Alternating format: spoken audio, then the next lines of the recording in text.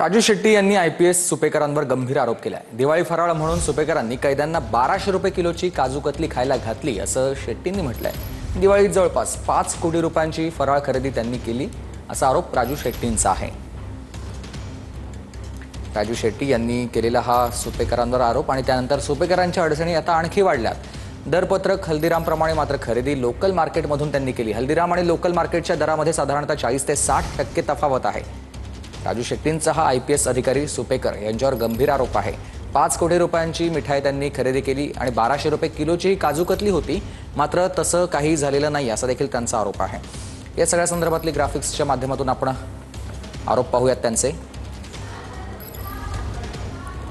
तर जी फराळ खरेदी करण्यात आलेली होती सुपेकरांकडून कैद्यांसाठी, त्या संदर्भातली ही सगळी आकडेवारी आपण पाहतोय। काजू कतली साधारणतः 1200 रुपये किलोची त्यांनी विकत घेतली। रवा पेढा 600 रुपये किलो, अनारसे 600 रुपये किलो आणि म्हैसूर पाक 590 रुपये किलो इतक्या दरानं विकत घेतले होते।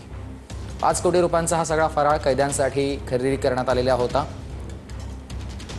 आणि त्या संदर्भातले हे सगळे फराळ आणि फराळांचे दर आपण बघतोय।